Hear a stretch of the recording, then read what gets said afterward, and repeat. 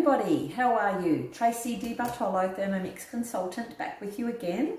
I'm going to do a super quick Facebook Live today just on how to make traditional Worcestershire sauce. So this is as a result of a cooking experience that I did on Saturday, sitting around afterwards with a couple of the customers, and we got to talking about all the different sauces and things that we can make in the Thermomix. And this is one that I definitely do on a regular basis. I love Worcestershire sauce. My husband absolutely despised it until I started making it, and now he loves it and eats it with his poached eggs. So there you go. You can convert people from time to time. All right, so it's a cookie dough recipe, as most of mine are, and it's called traditional Worcestershire sauce. So after I finished the little demo of how I'm going to do it, I will pop it up on my Facebook post so you can see a screenshot, and and then you'll know where to find it in cookie dough. So here we go, traditional Worcestershire sauce. So start cooking, and what we need first is just a brown onion cut in halves. So that just goes in there like that. Next thing will be some garlic cloves. It says 1 to 2 garlic cloves. I always put in a little bit extra because I like my garlic. And then popping the lid back on, press next, and it's just dialed up 5 seconds on speed 7. So round we go to speed 7, 5 seconds. Done. Okay. Next, it's telling us to scrape the bowl. So that's pretty simple. Just give that a bit of a scrape down. If any of you already have a Thermomix, you know that that's a regular thing that we do. Scrape down the bowl just to get everything back into the bottom of the mixing bowl.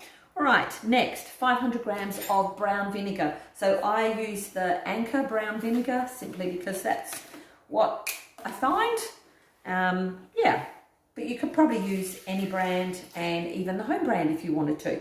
So 500 grams is just a little bit over, that's okay.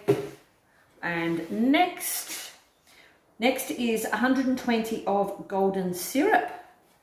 So I've pre-weighed that out because it's probably the trickiest thing of everything is just getting the right amount of golden syrup out of the jar. So there we go.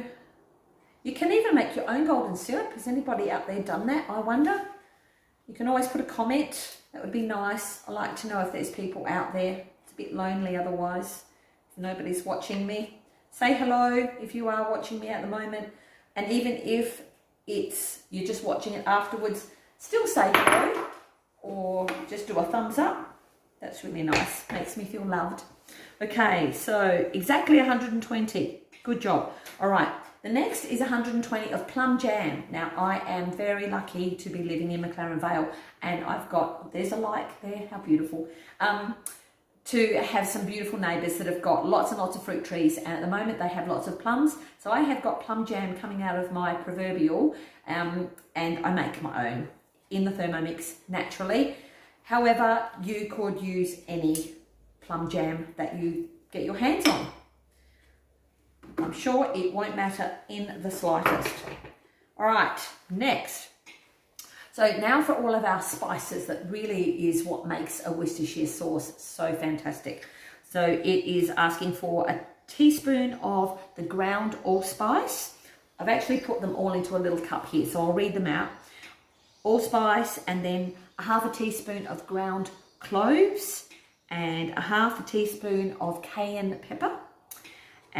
Then it says to a quarter to a half of the chili powder. I just put a quarter in because don't like it too chilly, but you can bump it up if you want to. And then just a bit of sea salt to taste. So that is all in there like so.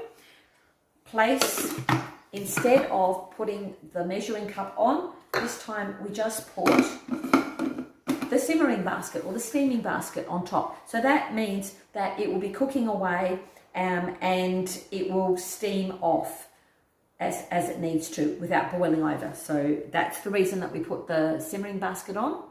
Okay, press next.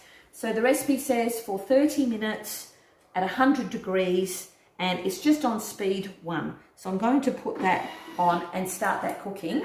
But so you don't have to sit with me for 30 minutes, which would be ultra boring, I've actually done a batch already. It's the beauty of having two. I can cheat like that occasionally. All right, so the next step is oh dear, I've just got some fumes of that. It's Worcestershire sauce. So this is just finished cooking, and all you do is just pour it off in through a sieve. And I make sure that I use a heat-proof jug underneath it because it is very hot. It's boiling temperature basically. It's been simmering away there for 30 minutes at 100 degrees. Okay. And then after it has, I've got all of the bulk out of it. So this is your lovely spices and garlic and onion that's been chopped up. I have ready over on my sink, I've got some sterilized jars or little bottles. So I just actually use these little piccolo bottles, but obviously you can use anything. Just make sure that you thoroughly wash it in hot soapy water, and then of course sterilize it by putting some boiling water in it and leaving it for at least 20 minutes. Or you could even use your Thermomix. I wonder how many people out there have used their Thermomix to sterilize their jars. It's easy. You just put water in the bottom of your jug and you put your Varoma on top, put all your jars in there and set it to boil, so 100 degrees, or you could even Varoma, so you get a lot of nice steam for at least 20 minutes, and that way you've got sterilized jars ready to rock and roll. Okay, so that is all there is to it. I'll just get the last little bit. But then one last tip that I will give everybody before I leave you. This is amazing. So this is onion and garlic and spices. I do not throw this away. It is just too precious. So all I do is I'll put it in a container, leave it in here in a glass bowl just to cool off. But eventually I'm going to put it into a sealable freezer container. I pop it in the freezer, and the next time I'm cooking maybe a slow cooker and I just want to put a bit of meat into a slow cooker, I actually add this in and around the meat, put the slow cooker lid on, and that's it. Leave it to go. So don't waste it. It's awesome. Okay, there we have about, it's made just over 500, about 550 mils of beautiful Worcestershire sauce. So then pour it into your sterilised jars or bottles, seal it, let it cool enough before you put it in the fridge. I always label my Worcestershire sauce on the date that I made it. Because it is freshly made, it won't last forever, but it will last a good couple of months in the fridge. They make nice little presents as well. I usually give some back to my neighbours who provided the plums for the plum jam, and to my dad sometimes when he was running short. So that's it from me. Thank you again for joining me. And I will also put this up on my YouTube page so that anybody who is not on Facebook can also see it. So please feel free to spread that to any of your family and friends that you think might be interested who are not on Facebook. Goodbye, everybody. Have a nice evening. Bye.